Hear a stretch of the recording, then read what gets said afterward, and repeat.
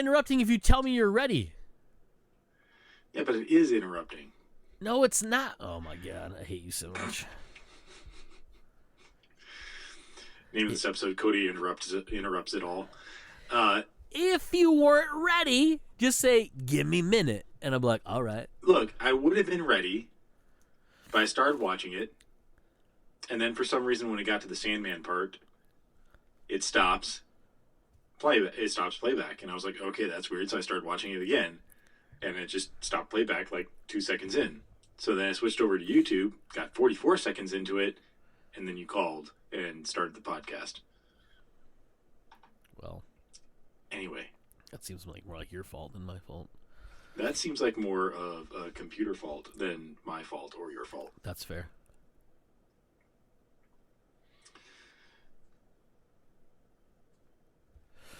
Yeah, sure, we'll stick with that. Adjusting the volume. That's fine. Anyway, I was watching the Geek Week 2022 official trailer from Netflix, which shows a lot of their upcoming stuff, if not all of their upcoming stuff. It says coming June 6th through the 10th. Wow. I didn't realize like all of that stuff comes out in that amount of time. Actually, some of that stuff comes out before that, doesn't it? Yeah. The Stranger Things is like next week, isn't it? Yeah, so that's the weird thing about that one is like that trailer shows stuff like coming this week or the week of whatever, but then you realize like it has Stranger Things in it, and that starts the week, like literally that starts the 27th, I thought. Next Friday. If I'm not mistaken, a week from the time everyone's hearing this for the first time, the 20th, it'll be on the 27th when it comes out. But then that's part 1 of season 4. Then part 2 of season 4 comes out in July. So I'm going to guess we're going to get a trailer because everyone's going to be done watching season 4 part 1 by that time. Because that's 2 whole weeks, and that's too much time to give someone to watch all those episodes, even though I think it's not even that many episodes, I don't think. So we'll probably get a trailer for season 2. Nice. But yeah, yes, there's a lot of stuff. Sandman looks fucking dope. So I can't play it. Oh, I can play it on my phone and watch it. At the end of it, does it look like there's a weird lens effect when they're showing Gwendolyn Christie as Satan? Yeah, as Lucifer? I'm watching it now. A weird lens effect. Oh, like a glow? Yeah, almost like it's distorted in a way. I mean, it looks like somebody slapped Vaseline over the lens, yeah. Okay, because it looks like it's like the image is deformed. Let me see if I can go back. Oh, too far. God damn it, no. Scrubbing, like scrubbing, the one... scrubbing. Play. Walking by the fire. Hello, dream. Okay. No. Well, maybe it doesn't now. I only see like the kind of like halo-y fuzziness that look. It's more that shot as Dream turns around, or Morpheus turns around, whatever you want to call him. Which one is he? Is this the Matrix? Yeah. Isn't his name Morpheus in this too? Like his actual name is Morpheus, technically. Like her name is Lucifer. Lucifer. Even though she's the devil. Like when he turns. I mean, Lucifer is. I mean. Yeah. But I mean. So when he says what?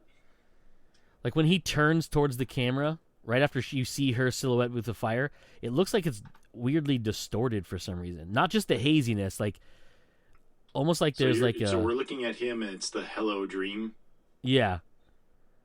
And it looks. I don't know. It's weird. Like, I don't know if it's because it's above him. I don't know. It's very weird to me. I mean, if I'm looking at the same image, like, to me, it looks fine-ish.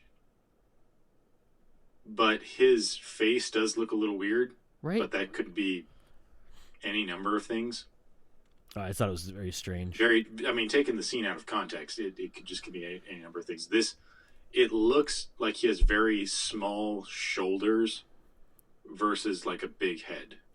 Yeah, because I think it's from the top down, so it's like, proportion wise, or not proportion. What's that word called? It's disproportionate, but that's because of the angle, the perspective. Perspective. That's the word I was looking for. I knew it started with a consonant that wasn't the one I was thinking of. Yeah, I don't know. Like I said, out of context, so it does look a little weird, but. Oh, so here's the breakdown. Day 1, which is Monday, June 6th, will be series. So I'm guessing talk about new series. Because, obviously they showed a bunch in there. Tuesday, June 7th, day 2 will be film. Wednesday, June 8th, day 3 will be animation. Thursday, June 9th, day 4 will be Stranger Things. And Friday, June 10th, day 5 will be games. Oh, that's right. I forgot they're a game company now. Yeah, it's very bizarre. Mobile game company. Talk about a terrible decision, but... I mean, we'll see how it all falls out. It's not something I'm going to go and watch or play, I guess. But yeah, whatever. Nah. I mean, we'll see what other games they can come up with. Because as far as I'm aware, they really only have the Stranger Things games, right?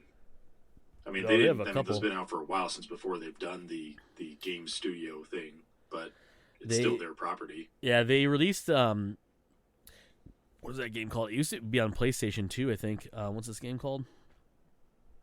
Hold on, I'll tell you right now. It's somewhere on my phone. Shatter Remastered. I was close. I don't know if I was close. You were not. It's one of those like Pong type games where you break the blocks or whatever. But it's like Breakout. Yeah, essentially. But like it starts off from left to right. Does it start left, right, or top to bottom, or left? No, it's left to left, right. I can't remember. Anyways, it different levels. You change the direction you're going. It's either you're going top down, like so on the left side of the screen. You move it up and down to bounce the ball back towards the bricks. And there's other ones where it's down below. And you move left and right to break the bricks. And there's ones that's like a circle. You can only move like the bottom third of the circle. Little things like that. But it changes and there's power-ups and blah, blah, blah, whatever. But anyhow, it's kind of hard to control on the phone because it's so erratic. It sounds like it. It sounds like an awful game to Yeah, I played it for a little bit. I don't know. I say awful like I've actually played it. I haven't played it. I don't know. It doesn't sound like a game that would be interesting to me to play. But continue on the Netflix. Yes. Did you happen to see the Love, Death, and Robots Volume 3 trailer? I did not watch the final trailer. I watched the other one. The one that they released like a week ago. Where it started off and it was like a montage of like the first 2 seasons, and then it showed a bunch of stuff of the new season. Yeah, so May 19th, so today, they released another trailer. Yeah, the final trailer. Today. Jesus Christ, I thought I saved this yesterday. It looks fucking dope. Like, there are shorts in this that look absolutely amazing. Like they're live action. Maybe they are live action. I don't know. But the CG looks amazing. But I'm most excited about the 3 robots are coming back. Yeah, dog. I saw that. I was like, yes. And you have, if they weren't in the, because I don't think I saw that trailer. You did. They have actual lines in the new one in the official trailer here. Which I might as well send you the article from Inverse. Yeah, I actually have it pulled up on my tabs. You do? Yeah. Okay. It looks just the same as season 1. The 3 robots. It's absolutely fucking hilarious. It's written by John Scalzi, who is actually a writer. I don't think I haven't read any of his books. Cody has read a lot of his books. They seem very hilarious and awesome, and they're ones that I want to get around to reading. But do you know if he has written actual books about these 3 robots, or is this just something that he's done for Love, Death, and Robots? So the first one is based on a short story he did. Right, it's based on a short story, right? But he's not written any books about them. No full books. Okay. Now there is a funny thing. I didn't notice it until after the fact. Someone out pointed out that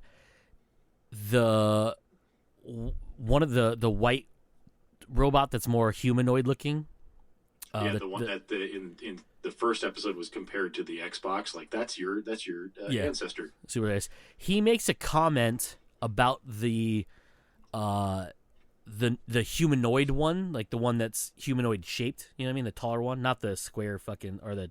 Well, you have the orange one, the pyramid one, and the white one. Yeah, the white one, the little white one, makes a comment about the orange one before the whole Xbox comment, which is fucking hilarious because that's just so funny. That he was, what is it? Anyways, it's basically he mentions that he was like something about like he was he was patterned after them or something like that because he's the shape of the robot. From that, there's 2 books at this point. Or 3 books? 2 books. 2 books? 3 books? A series that John Scalzi wrote called Lock-In, which is a book, fantastic series, and I think there's 3 of them. I'd have to look it up. Maybe Joe's looking it up right now. I can't tell. I don't have his video up on my screen. I am not. I could look it up. Might be able to. Yeah, just type in Lock-In by John Scalzi. I think there's 2 of them. There might be 3 if I'm thinking correctly. Anyways, it's a series of books, or 2. I don't know how. If 2 is a series, right? That's technically a series. Anyhow, 2 is technically a series. It's basically about this disease that basically makes people have they're locked in their bodies. They have a fully functional mind, but their bodies no longer function. And it can happen when you're little. It can happen when you're older. But basically, your body eventually fails you, so you have to go into essentially machines have to run your body, and someone designs a technology to let you link your mind to one of these robots, and you can live your life out through these robots, and you can actually change how you're. So remember that not so great adaptation with Bruce Willis in it? Yeah, I was gonna say this is. I'm spacing out of the name of it, but yeah, basically it's like that. Jack in and. Yeah, and, comic book, by the way, if you off. get a chance to read it, and I'm escaping my name right now. I was going to say Serenity, but that's not fucking what it's called. It's not Serenity. No, okay. The Lock-In, so Lock-In is a sequel to the novel. Okay, the sequel to this novel is titled Head On. Yeah, Head On is the second one. So, yeah, that's the second one. Audiobook for the novel is released in 2 versions, one narrated by Will Wheaton and other by Amber Benson.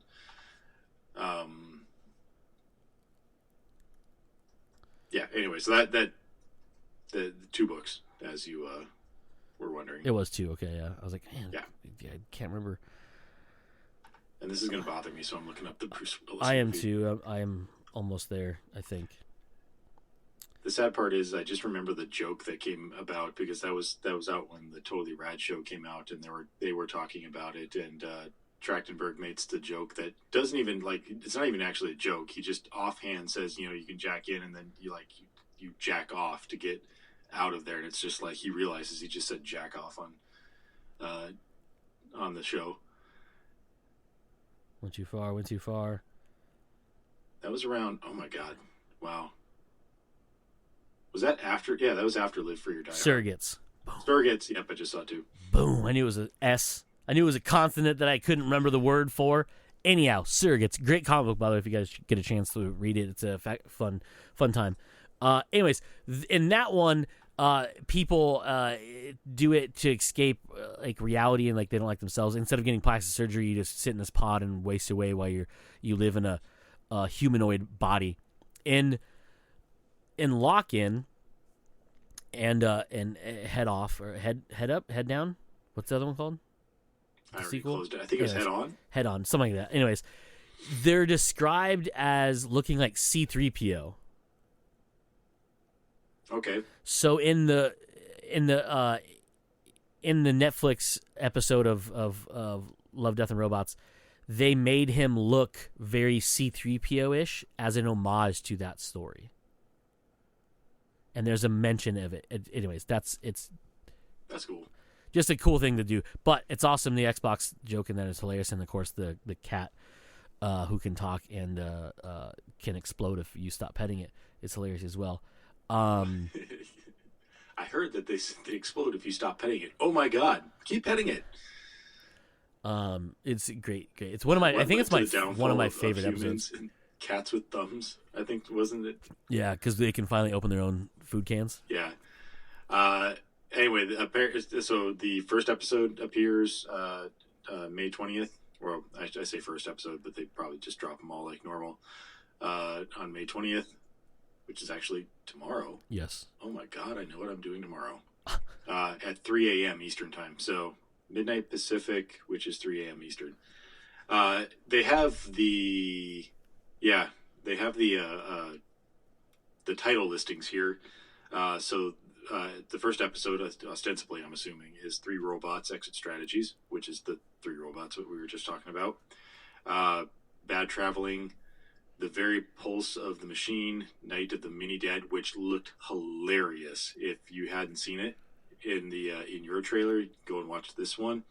It is literally a what's that tilt shift camera lens or camera shotting? Oh yeah, it's tilt shift. Yeah, I did see it. I didn't. So in the trailer, I saw you didn't hear anything. You just saw snippets of it, and there was one that was tilt shifted, and I was like, oh, that's fucking cool as shit. They animated it that way. That's fucking rad. It's one of my favorite photo techniques. If anyone knows what tilt shifting is, I can explain it, but I won't. And it is literally that perspective of zombie attacks. Nice. And so you just hear, and like everything's like slightly high pitched because it's supposed to be miniature. Nice. Good lord, it looks fucking hilarious. I'll have to watch it with audio when we're done. Kill Team Kill, Swarm, which, if that's the one I'm thinking it is, was it Swarm or Mason? Yeah, Swarm. I swear to God, like when they started showing that clips of that story, it looks like the bear from what was the name of that book series and then turned into the book with movie with Natalie Portman. It was supposed to be a series, but they only made the one. Jeff Vandermeer. Oh, you're talking about yeah, you're yeah, the one. It's the name. It's a single word. Alex Garland did the movie. Yes. Starts with an A. Annihilation. Annihilation. Bro, yeah, my brain I thought it was an animated version of Annihilation, like a different section of it. Oh, it had the fucking weird bear thing. But it's got a weird bear looking thing in it, and when they show it, it like has the face like halfway blown off, and I was like, are we getting an animated version of the Jeff Vandermeer shit? And it doesn't look like it, but it looks like it, essentially. Another one, Mason's Rats, Invaulted Halls, Entombed, and Jibaro are at least all the names from here, which I'm assuming is all the names of all the shorts. But yeah, it looks like it's going to be really good. Oh, Joe Manganiello and is going to be in Vaulted Halls, Entombed. That's dope. In the deep mountains of Afghanistan, a squad of special forces soldiers, Joe Manganiello, Christian Serratos, and Jai Courtney. Jesus Christ, I didn't even recognize that name until just now. Has a dangerous job of recovering a hostage held by terrorists, but the real evil they must confront is an elder god of ancient and terrifying power. Of course, Joe Manganiello is going to be doing something like that. Fucking nerd. That D&D lover. That sounds like something right up his alley. And it looked awesome in the trailer. Yeah, I highly suggest going through and watching some of this stuff, or watching this trailer, because it looks awesome. I'll just watch it tomorrow when I have nothing to do. So they have been like outdoing themselves. Yeah, it keeps getting better and better. It's just ridiculous. And correct me if I'm wrong. Was it only one short per episode in the previous years? Yes. It was? Yes. Okay. Because here it just lists all the names, and it just sounds like it's going to be one short per episode. So remember, the season 1 was the one where they showed them out of order for different people. Yes. Remember, and you could watch them, and you and I ended up having the same sequence. Order. Yeah. But yeah, you can watch them individual episodes per season. I'm trying to see. I know it's season that comes out. So there was 1, 2, 3, 4, 5, 6, 7, 8, 9, 10, 11, 12, 13, 14, 15, 16, 17, 18 in the first season. Season 2, I know, had less. 2, 3, 4, 5, 6, 7, 8. Yeah, 8 in the second season. It doesn't. I mean, by the titles you read off, it sounds like 10 or 12 in the third season. Let's see. 1, 2, 3, 4, 5, 6, 7, 8, 9, 9. 9. Okay. Yeah, because like in the first season, it came out of nowhere. Like we heard about it, and we're like, "What the fuck is this?" And then but that was like in 2018 we heard about it, and then or 2017. I know it was like a couple years ahead, and then they just dropped all these fucking shorts on us, and some of them were like minutes long, some of them were like 12, 20 minutes long. I think the shortest one's like 6 minutes or something like that. But there was the first season was jam packed with like amazing ones.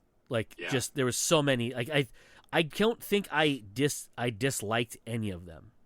There were definitely ones that were better than others because some were more highly stylized than others, but it was still really cool. Yeah, like they told a cool story or like had really cool aesthetics or whatever.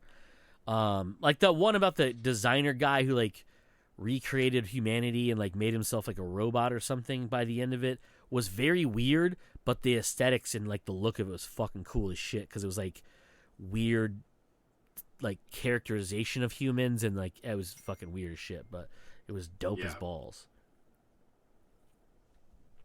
Dope as balls.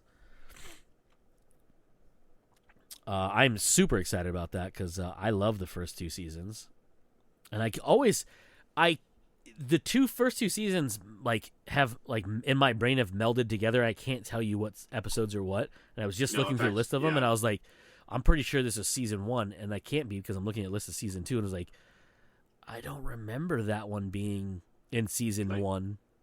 The only thing I can really definitively tell you was season 1. Actually, it was 2. Was 2 things. The fighting one, like with the monsters. That was season 1. Yep. And the actually now I'm questioning whether that was season 1 or not. See, it's fucked up, right? Yeah, so it's definitely I know for sure was the monster fighting one. The one that I was questioning that I thought immediately was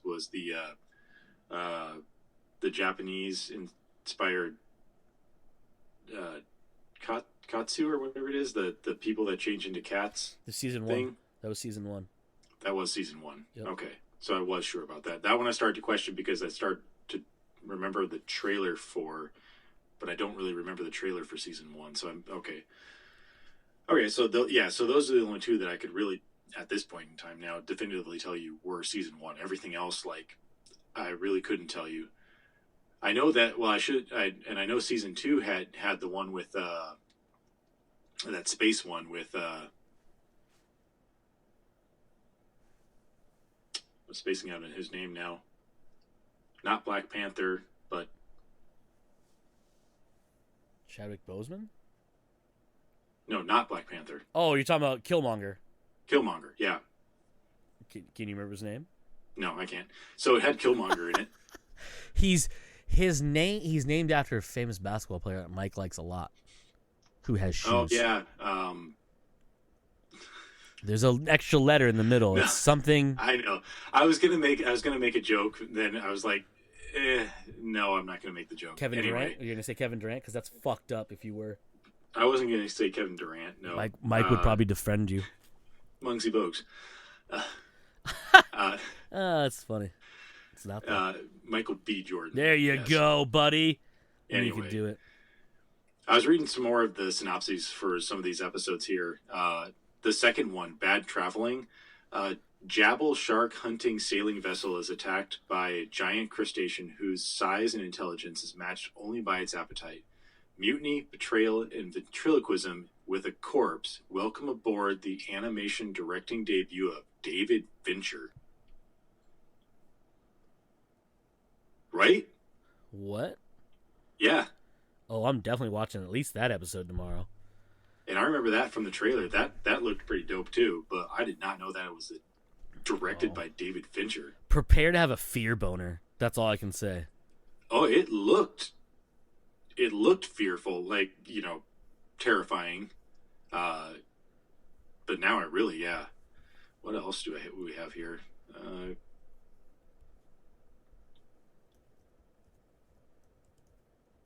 The pain for their own injuries in this tribute to a comic book legend, Mobius. Ooh, there's a Mobius-inspired one? What? There's a Mobius-inspired one? Yeah, it's the very pulse of the machine. When an exploratory expedition on the surface of the moon, ends in disaster, an astronaut must trek to safety, dragging the body of her co-pilot while using potentially mind-warping drugs to deal with the pain of her own injuries in this trippy tribute to the comic book legend Mobius. Oh, hell yeah, dude. That's fucking awesome. Kill Team Kill. Young, dumb, and full of blood? Lots and lots of blood. A roid-raging, adrenaline-fueled force of U.S. soldiers faces a foe unlike any they have faced before, the result of a CIA experiment that gets really bleeped grisly from the director of Kung Fu Panda 2. Okay. Oh, that's awesome. Swarm, story of fear, sex, and philosophy on the farthest frontier as two post-human scientists study an apparently mindless insectoid race. Tim Miller writes and directs the first ever screen adaptation of the work from renowned cyberpunk author Bruce Sterling. That's cool. Let's see what else. Okay, Jaburo.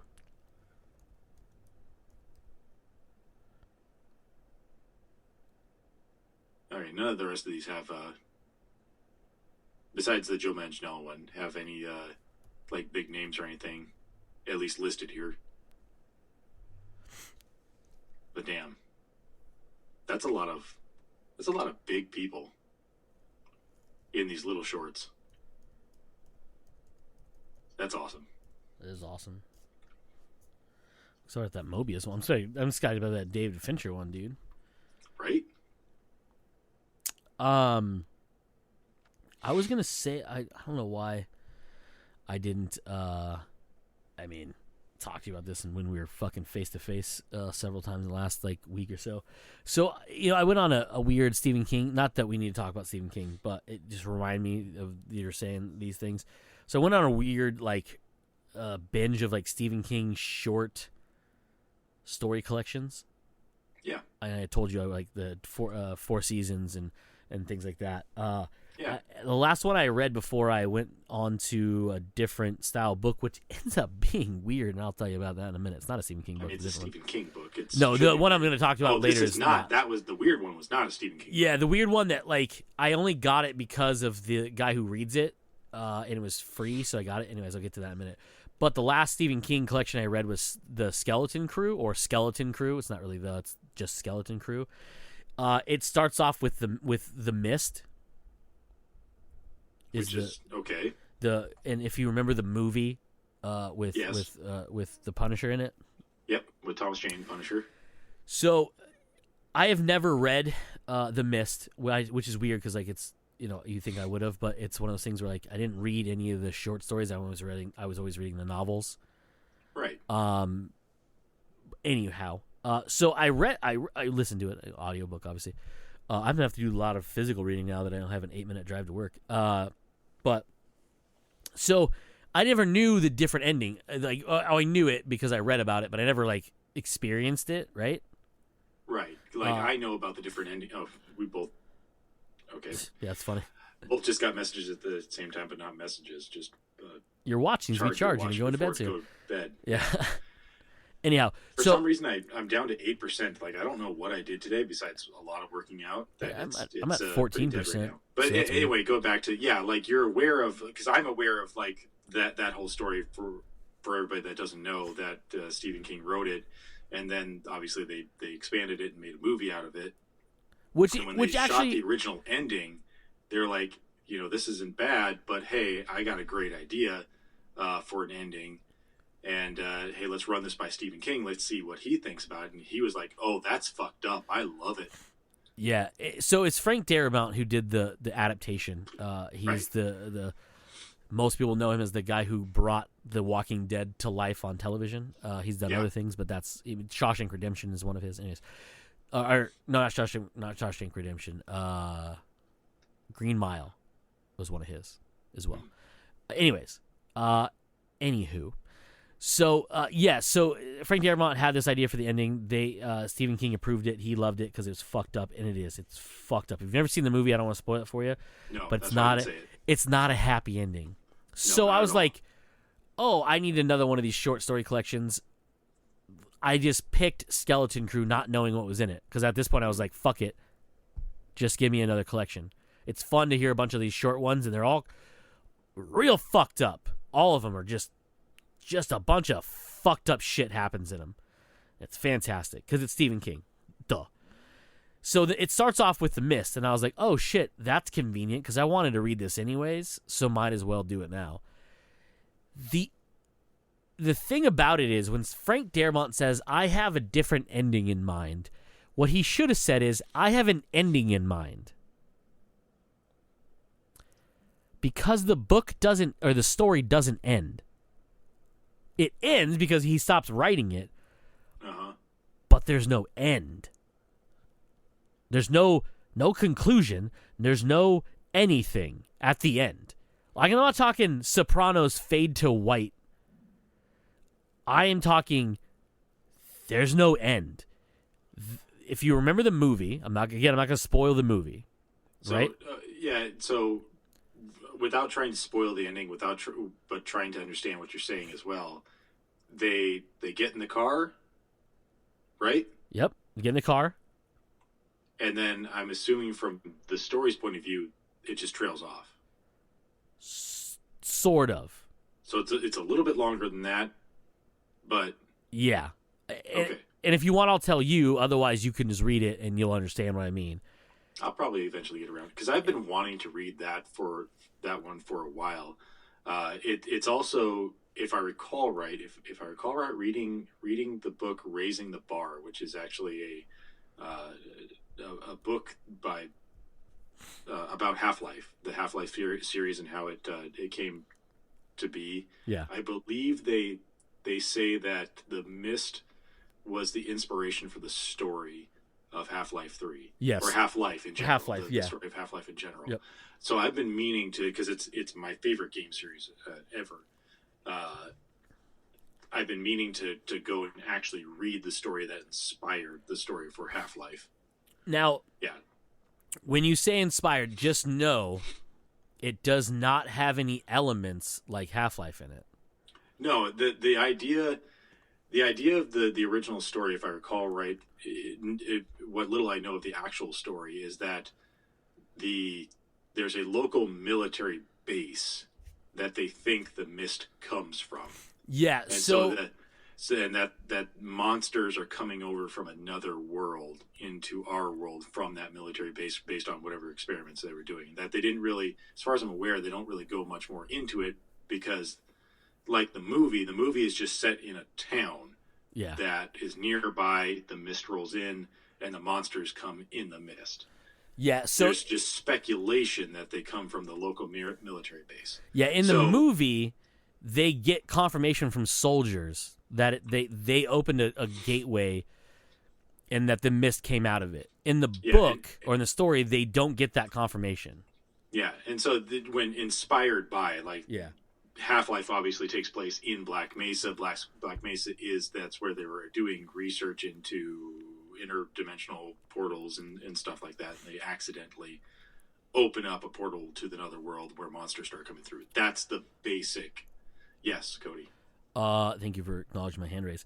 Forbius. So what's crazy, and you are a fan of this book series by Stephen King, and I'm a fan of this book series by Stephen King, the Dark Tower series. Yes. So here's a fan theory that I thought was very interesting that I read about before reading The Mist, and now it makes sense. They believe that the mist and the creatures are what's in between that veil. Remember in the second to last book, they make their way through that tunnel that like is described them as like the separation between two, like the connecting two different worlds, two different because and there's that. I vaguely remember that, and correct me if I'm wrong, but that's like also supposed to be where Pennywise comes from. That in between the worlds area is they're watching it because it's getting weaker and like the creatures are trying to reach through. The fan theory is the military base broke that membrane and the creatures came through. Like it ripped a hole between that in that membrane between worlds, and the mist entered that world and those creatures entered with it. And that's what you see when they're going through that tunnel between the two worlds headed to the Dark Tower at the end. And those creatures they can hear them, and like they can see them pushing through reality, and like it's like they even talk about it's like looking at like through a mesh screen at like at mist. That's what they're talking about. People like fans theorize the mist is that, and that Project Mesa, or Arrowhead Project, sorry, Black Mesa. The Arrowhead Project, which is the military thing that's happening in this town, is literally like that's what they did. And there was like they just unleashed these creatures, and I was like, that's actually fucking cool as shit, but also terrifying. I'm cool with that fan theory. Because for the people who don't know Dark Tower, simple explanation of what we're talking about. The Dark Tower is a book series by Stephen King, and in that theorize, and I'll short as short as I can. There's all the different worlds that Stephen King writes about. Every single one that's not directly connected, like the characters don't show up from one to the other, are literally worlds on top of worlds that all have one linchpin, and that linchpin is the Dark Tower. It goes through all of them. And then there's these sections. There's like middle, like there's like essentially like there's the far end, which is like the medieval type thing. There's like a middle one and a top one and all these ones in between. So every variation of a Stephen King story, or every story is of a Stephen King story is a variation of a world that's on the Dark Tower. So if you're in the Dark Tower, technically you could open a door and go to one of the worlds that one of his stories takes place in. And during that, some of them breach each other. Like they parts of them enter the other, and then they can go through these doors in these middle worlds that lead to other ones that can lead. It's crazy and kind of involved, but basically the Dark Tower is this like linchpin that's holding these worlds together. And if it's destroyed, they literally will crash into each other. Mm-hmm. And it can be very, very bad. Because that's multiple, like, like there's a multiverse theory, like DC does it, Marvel's doing it in the cinematic universe right now, as well as, in animated with What If. Same idea, Stephen King had it, but instead of multiverses, it's literally all the stories that Stephen King wrote, then are a creation within those worlds. So technically there's a world where all the same characters exist who would have been around the same time frame, right? Or in other stories. And they are different in each world because their lives are different. Like Nick shows up in one of them, like all different ones. But like the world that the mist takes place in technically is another like world within that linchpin of the Dark Tower. Yeah. Same thing as The Stand. Same thing as, Shawshank Redemption takes place in a different one. But it could be the same one that say like, It takes place in. But they're not they're next to each other, but not next to each other because there's references of events. For example, The Body, which is Stand By Me in the movies, they mention the events that took place with Cujo. Mm-hmm. So in that aspect, on the planes, the many planes of the Dark Tower, the world that the stand or the body takes place in is the same world that Cujo takes place in. Yeah. And little things like that. Like, so Carrie is actually in the same world that Firestarter is in, which is the same world that, like, the Institute is in. Mm-hmm. And like The Shining as well is in that same world, because there's The Shining itself is actually mentioned in all those ones, just with different names. So it's kind of cool that way. But that's kind of how you explain the Dark Tower. Sorry to go on a rant there. No, but I thought it was pretty cool. Makes me always wish that there would be some company that would, because, and I know that he's already sold the rights to a lot of his stuff for $1. So it would be impossible at this point. But it always makes me wish that there was one single entity, Netflix, Hulu, somebody that would just be like, let's buy up all the Stephen King stuff and let's just make it and fix. Because it's his intention after a while was eventually to tie everything together with the Dark Tower, but even the Dark Tower itself has some somewhat inconsistencies, I would guess. Yeah, because remember, because it's a sprawling story. It also took him so long to write them. Exactly. So I still would want some company to come along and just be like, this is our roadmap. We're going to hire up everybody that we need as we need it. And then we're just going to make all of these some sort of long form show. So you're going to do the Dark Tower, probably start with that, and then just sprinkle in everything else as you go, especially the stuff that you need to connect. You don't need to connect everything, but you can hint at some things here and there in different stories. Like you said, you have the world of The Shining, which includes Firestarter, Carrie, The Shining, and what was The Shining sequel? Doctor Sleep. Doctor Sleep, but you could probably reference it in some cases in the Dark Tower. I'm trying to remember if they, and there's so many fucking books and it took me so long to read, I can't remember if they referenced The Shining in any of them. But I know that they referenced things like it, and I think the Institute is also Institute mentioned. It's in the same actually world. Is mentioned in the Dark Tower series, especially towards the end, I think. Just not by name. It's the group that runs it is mentioned in the Dark Tower, because they're the same group that works with them to break the psychic link with the children that runs that village. And obviously, the Stand is actually is in the Dark Tower as a place that they walk through as well, or at least the. Well, and then what's fucked up about that too is, if you remember correctly, and you may not, I don't know. Spoilers for anybody who hasn't read the fucking Dark Tower, but this won't make any sense to you. Roland sees that the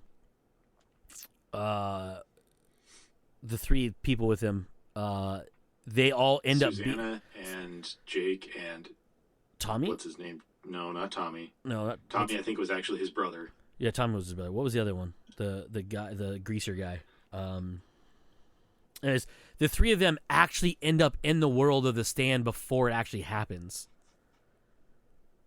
Yeah. Because they are seen at the New Year's thing, and he's, I believe it's Jake's wearing the baseball cap of the team that's made up for that world, and you see, they talk about the advertisement of the cola, and I was like, oh, that's fucked up, because they're probably gonna die of like the super flu.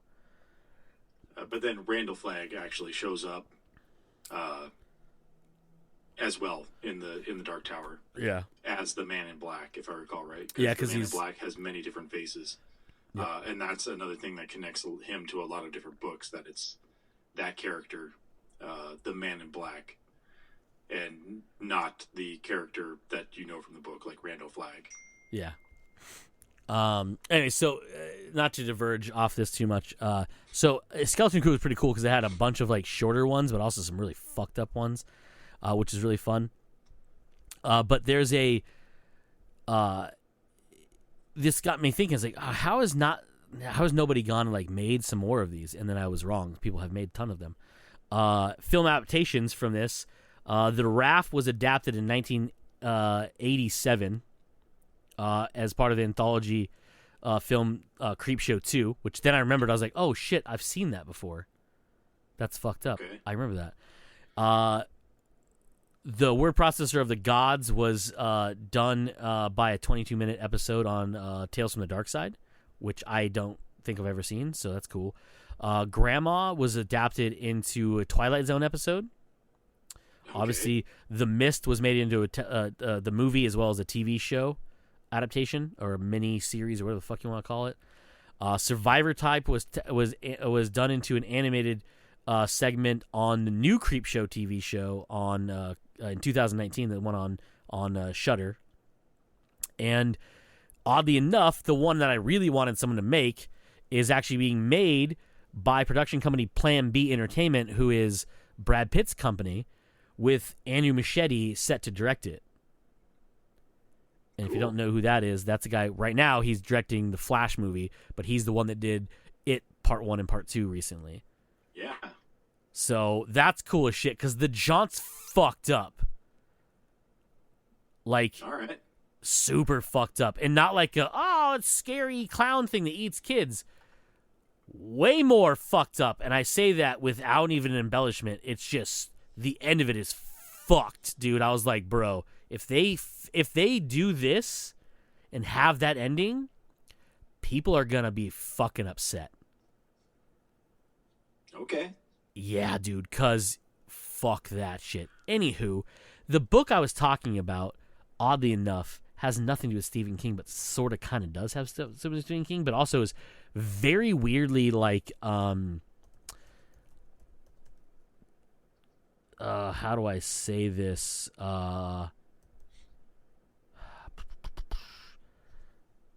Kind of has references to today, like with the pandemic and everything. Okay, so it's topical. It is topical. Yeah, that's the word I'm trying to look for, but really, it's called The Last Tribe. And the reason I got this is because one of my favorite narrators for audiobooks is a gentleman named Scott Brick. Scott Brick has done a lot of things, but he did the Jurassic Park books. I think I know this book. So The Last Tribe been recommended to me on Amazon, and I think it was to me too, because the crazy thing about it is I knew nothing about it. I did not know what it was about. None of it. I was like, I do not know anything about this book, but it has Scott Brick. Brad Manuel? Yeah. Manuel? Yep, Manuel. Yeah, Manuel or whatever you want to call it. So I was like, oh, cool. I'll check this out because it has Scott Brick, and it was only like a $1 something or whatever, right? I mean, even right now it's only $4.99. Yeah. With Audible, Audible is $7.49. Yeah. So like it's interesting. So I'll say this: I enjoy it. It's good, and I'm not saying anything bad about it, right? And I'm not done with it yet. It just seems too coincidental, the things that are happening in it. And I'll explain what I mean. So the whole premise of this is this book was written in 2016, so I don't think this guy is like playing on what's happening now. So a flu rips through the globe, killing literally everyone, a la The Stand. So that's why the Stephen King thing came up. It's called The Rapture. The nickname The Rapture in the United States came in from a foreign country, a la coronavirus, but has a like 99.98% mortality rate. Damn. Yeah, and what happens, the reason they call it The Rapture is because it's wiping through the planet and killing people, but after you have this horrendous flu that just literally like, knocks you dead for fucking weeks, at the very end of it, the last few hours or days, you are literally in the best mood possible. Your body is still ravaged by a fever, so you can't get out of bed and party, but you have nothing but happy feelings. So you're in rapture until you die. Very euphoric. Yes, and you just die. So the part that is a little bit weird to me that it just works out too well as this. So this group of survivors called not called they are the Dixons. They are, for some reason, they're immune to this. So almost the entirety of their living family that aren't dead already survive. But it's all the men. So none of the women in this family survive. So there's 4 brothers. There's an older brother, a set of twins, and a younger brother. I think, or is it older than twins? I can't remember. Anyways, 4 of them. They're adults in this book, in this, and they all survive. Todd's family, including his wife, who as of right now I don't know, but is not related to him. Him and his wife both survive, and their 2 young boys survive. Okay. Then his twin brother survives. His older brother survives, and his younger brother survives. But the wife of all the other brothers all pass away to the rapture. The daughters of the older brother all die. But the 3 sons from one of the other brothers all survive as well. So it's all the males all survived, the Dixon males. So Todd, his 2 boys, John, his 3 boys, and then their other brothers. They survived, but one didn't have any kids, but his wife died from the rapture. The other one had 3 or 4 daughters. They all died, and his wife died from the rapture. Damn, this is starting to sound like a reverse Brian K. Vaughan. Yes. I can't remember anything right now. Yeah, me either. My brain's fucking fried. Anyways. Yeah. So, whatever. That's not the convenient part. That's what I'm talking about. God, why the last man? Yeah, why the last man? So it's but like Emily, Todd's wife, survives. Right. Mm-hmm. And it's kind of that's not the part that's convenient or whatever. What's convenient and weird to me that it still bothers me a little bit is when they basically decide right before all communication fails because they know shit's going wrong and no one's trusting the government because they're trying to help survivors, and people are like, there's stories of people disappearing and like whatever, right, of people who are immune or not sick yet. Anyhow, they get very worried, and so they make a plan to meet in Hanover, New Hampshire, as soon as they think it's clear and they can travel without being detained by the authorities, because no one knows really what's happening. They know a lot of people are dying, but they're not too sure about the severity of it yet. They make this plan to lay low, try to survive. If you're alive by this amount of time where like you can kind of safely get away from your home, they're all going to meet in New Hampshire, right? Hanover, New Hampshire. One of John's sons is away at a private school for baseball camp before the new school year starts, and he has no way to get back home. So they're like, hey, if you can make it, try to make your way to Hanover, our old family home in Hanover, New Hampshire, and we'll meet you there, and we'll figure shit out, right? We'll lay low. It's a kind of a rural area. No one's going to be around, blah, blah, blah. Mm-hmm. Turns out it's just fucking killing everybody. So there's very few people alive. In all of Raleigh, North Carolina, it's just Todd and his family. They have not found any other survivors in all of Raleigh, which was like ground zero for the rapture in the United States. So they end up finding a dog, which is weird because even animals were affected by this. Like cats and dogs all died from the rapture. Okay. But they find a dog, which is not the convenient part. I haven't got there yet. So they form this plan. They're going to take this RV with all the food they've collected because there's no one around to fucking steal it from them. And they're going to head that way once John and his boys meet him there. And then they're going to head up to meet his other son if he's still in Hightower, which is the town he lives in with the private school. If not, they're going to head over to New Hampshire and meet him there, along with the other 2 brothers. Cool, no problem. On their way there, they're like, if we find other survivors, it would be nice to find a doctor. So they get to D.C., and they find other survivors. Guess what they find? A doctor. Oh, okay. Very convenient. Yeah.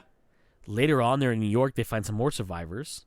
Because major cities, obviously, there's more likely to be Yeah. people. Larger odds of somebody surviving. And they want to find a boat to get to Ellis Island to kind of see the sights as they're going up to Hanover to try to like teach their kids about the old world that is now dead and gone and try to build memories before they try to like survive and build a farm and all that fun shit, right? It's called The Last Colony or Last Tribe for a reason. Yeah. So they're like, oh, what are the odds we're going to find a functional boat that we can get over there? Guess what? They find a functional boat. One of the survivors, his dad, was a boat mechanic and he can fix boats. That's a little bit convenient. Then they have a dog, and they're like, man, we really, too bad we, hope we find a vet. We find a vet? Yep. Okay. So that's the stuff that's a little bit like, Either something is going on with that, or it's just very convenient plot devising, and I kind of hate very convenient plot devising. Yeah, see, that's the thing. That's the thing. And I'm like, I don't like that aspect. If you didn't mention that you wanted a doctor and you wanted to use a boat and that you wanted a vet and you had those things, it would be different. But a character mentions it would be nice to have a doctor. They find a doctor. Mm-hmm. They want to find a boat that functions. They get a person who can fix a boat. Right. They have a dog, and they'd be nice if they could have a vet. They need a vet. It's if they didn't say those things and they just happen to be, I would feel differently about it. You get what I'm saying? I think I get what you're saying, especially in my mind. Like, it sounds like they're meeting these people way before those events happen, but those people are still saying, like, for some reason saying, like, oh, my dad was a boat mechanic, and then they eventually find like that's the thing is like there's this. I think I would understand if they were like in a place where they're trying to get the medicine for the dog, and they're like they stumble upon a vet.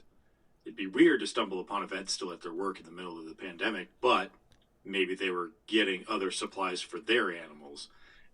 Like, stuff like that would make sense story-wise, but to just, like, say it out loud and then have it happen is a little convenient. Yeah, it's super weird, and I don't like that part of it. The book is good.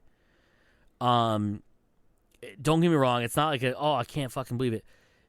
The characters are very well done in it. It's very, but there's these weird conveniences that just happen to be.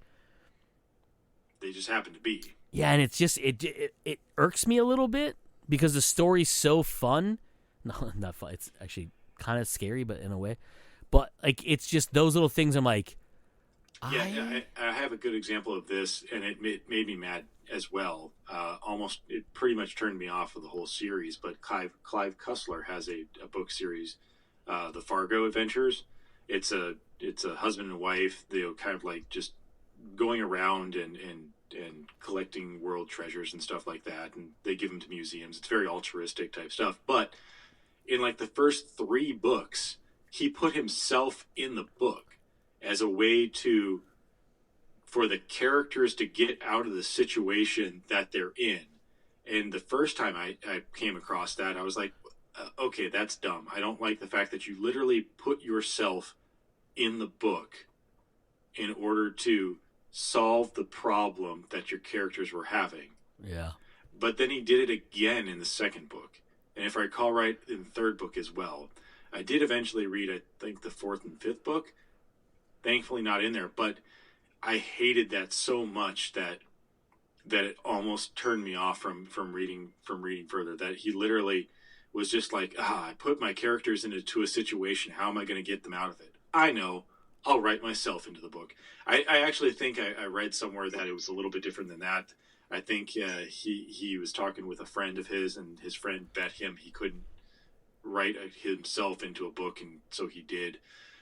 But yeah, that situation happened in the book, and I was like, I don't like this at all, because there was literally like, how do I get my characters out of this situation? I'll just write myself into the book so that they can get out of it. And it was like, that's so dumb. It was awful to me.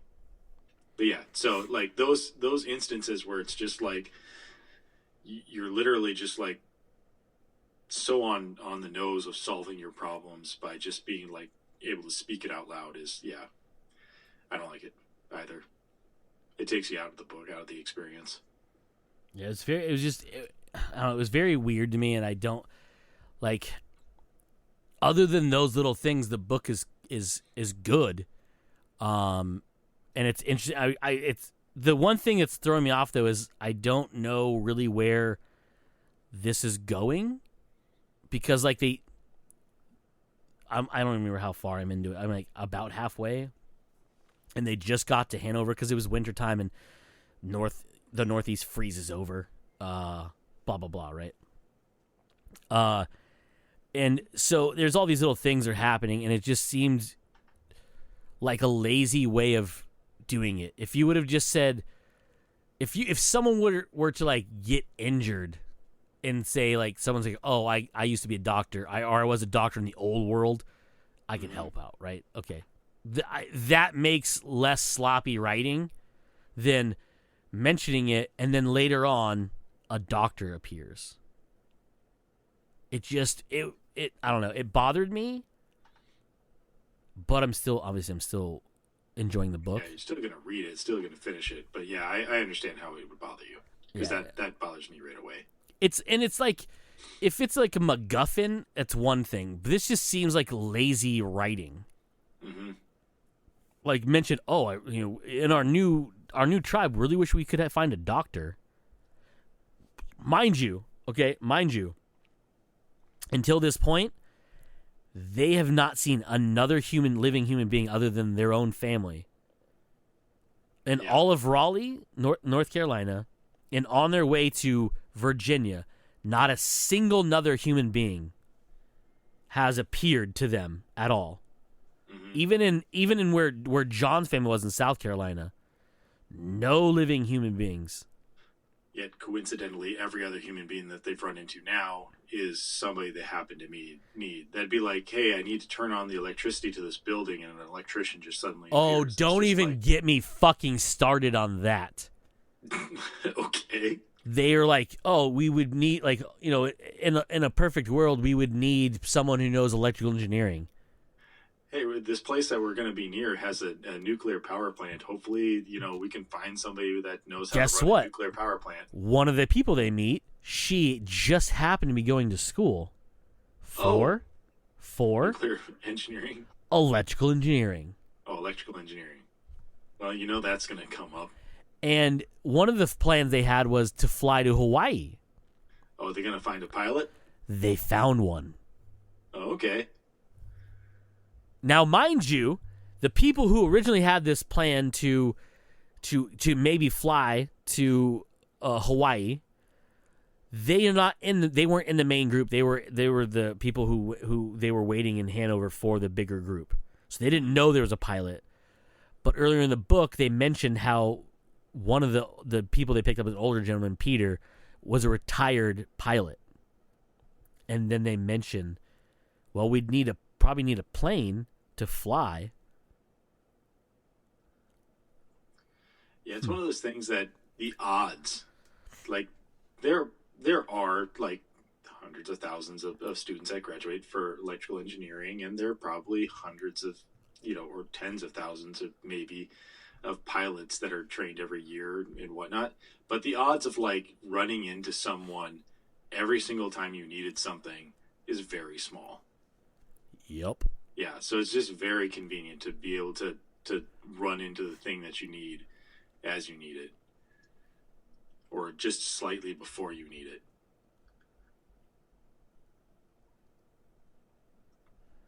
Yeah. So, anyhow, it bothered me, but I was like, I'm enjoying the book. It's just these keep happening, and I'm like, this is weirdly convenient. Yeah. And I don't like it at all. Yeah, because it just, like you said, it feels like lazy storytelling. Yeah, it just feels like you could have done it differently for that same effect. Mm-hmm. Like, you could have all been in a group and been discussing what you would have liked. Like, I wish I was a doctor to help this out. And one person goes, well, I used to be a doctor. That's better than, I wish we run into a doctor. The first fucking group of people you run into in like 6 months, there happens to be a fucking doctor. Ugh. Yeah. And the pilot. Even the boat mechanic one could have been like, hey, we're down by the water. Like, too bad we couldn't find a boat. And like, there would have to be somebody with a boat that's just floating around out there. Like, you could totally see that. I could see that. Yeah. And I would guess that if he has a boat, he might know how to repair it, type thing. So, boom, there's another way that you could have introduced a person who knows how to, fix a boat because he happened to be on his boat.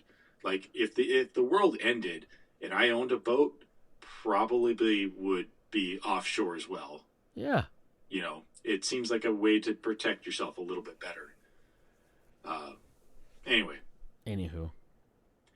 The last thing I wanted to mention before we probably end this, just one other little snippet of an article that I'd ran across was an interview with Jerry Bruckheimer, partially about the whole Johnny Depp Amber Heard thing, but we won't talk about that. Good. Somebody had asked him. Actually, I honestly don't know who was doing the interview. Now that I think about it, because it's a CNN article called "Jerry Bruckheimer Addresses Johnny Depp's Future with the Pirates of the Caribbean Franchise." To sum up this already short story, Bruckheimer said that not at this point. The future is yet to be decided whether or not that Depp comes back to play Jack Sparrow, but apparently they do have 2 scripts in the works right now, one with Margot Robbie and one without. Yep. That's it.